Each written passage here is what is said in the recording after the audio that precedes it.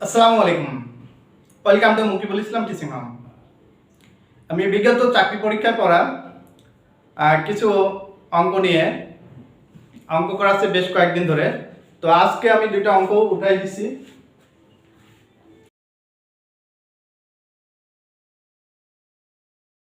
একটি জারে দুধ ও পানির অনুপাত 5:1। দুধের পরিমাণ যদি পানি অপেক্ষা 8 লিটার বেশি হয় তবে পানির পরিমাণ কত? আমাদের এখানে অনুপাত দেওয়া আছে, একটি বেশি দেওয়া আছে, অপরটি কত সেটা উল্লেখ করা আছে। তো এখানে মোট কি দেওয়া আছে? অনুপাত। তো আমরা জানি অনুপাত থেকে আমরা দুই অনুপাত থেকে যদি মাইনাস করি তাহলে বেশি অংশ পাই, আর মাইনাস করার পর যেটা থাকে সেটা দিয়ে যদি বেশি অংশ ভাগ করি, ভাগ করে যেটা বের করতে বলছে সেটা যদি গুণ করি তাহলে আমাদের এই অঙ্কটির অ্যান্সার বের হয়ে যাবে। তো আমি এখন অঙ্কটি করছি। এখানে মোট যেটা থাকবে কত লিটার বেশি? 8 লিটার বেশি। 8 কে আমরা উপরে লিখব। এবার অনুপাত আছে কত? 5:1। তাহলে 5:1 আছে, তাহলে 5:1 মানে 5 আর 1 এর বিয়োগফল কত? 4। যে অনুপাত দেয়া থাকবে সেই অনুপাতকে আমরা কি করব? বিয়োগ করব। তাহলে বিয়োগ করলে তো বেশি অঙ্কটা পেয়ে যাব।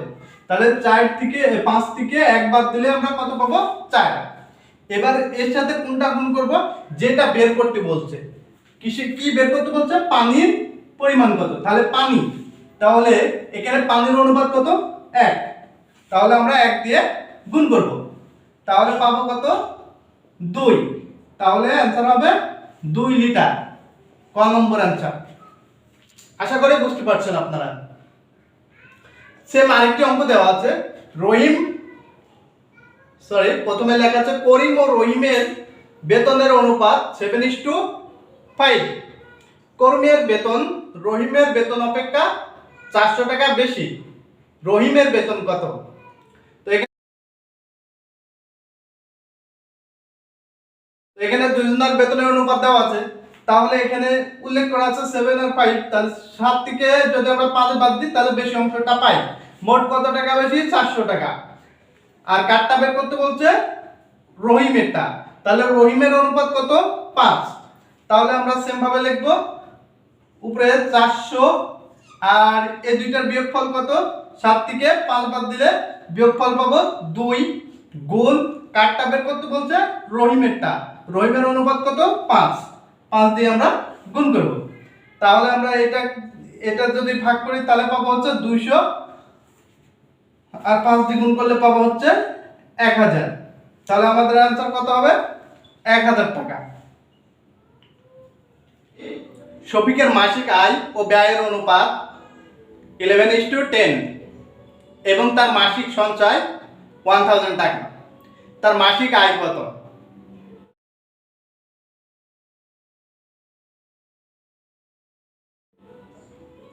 তাহলে এখানে কি চেয়েছে? আয় ও ব্যয়ের অনুপাত দেওয়া আছে এবং সঞ্চয়ের পরিমাণ দেওয়া আছে। তাহলে মাসিক আয় আমাদের বের করতে হবে। এটাও সেম নিয়মে প্রথমে আমরা উপরে কত দেওয়া আছে? সঞ্চয় টাকা। সঞ্চয়টা কি একটু ভালোভাবে চিন্তা করেন, ওখানে আমরা বেশির কথা বলছিলাম, যেটা বেশি ছিল সেটা ভাগ করছিলাম। তাহলে সঞ্চয়টা কি? আয় থেকে ব্যয় বাদ দিলে যে কি বেরোয়? সঞ্চয় বেরোয়। তাহলে সঞ্চয়টা ওই নিয়মেই, ওই অঙ্কের নিয়মেই এটা তাহলে বেশি হচ্ছে, তাহলে আমরা বেশিটা উপরে লিখব। এবার দুইটার পার্থক্য কত? 11 থেকে 10 বাদ দিলে পার্থক্য হয় 1। 1 দ্বারা ভাগ করব, গুণ। এখানে কি চাচ্ছে আমাদের? মাসিক আয় কত। তাহলে মাসিক আয়ের অনুপাত কত দেওয়া আছে? 11। তাহলে 11 দিয়ে আমরা গুণ করব। তাহলে আমাদের মোট কত হচ্ছে? 11,000 টাকা। তাহলে এই অঙ্কটির অ্যান্সার কত? 11,000 টাকা।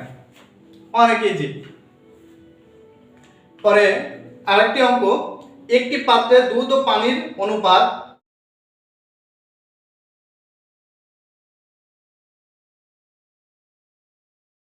5:2।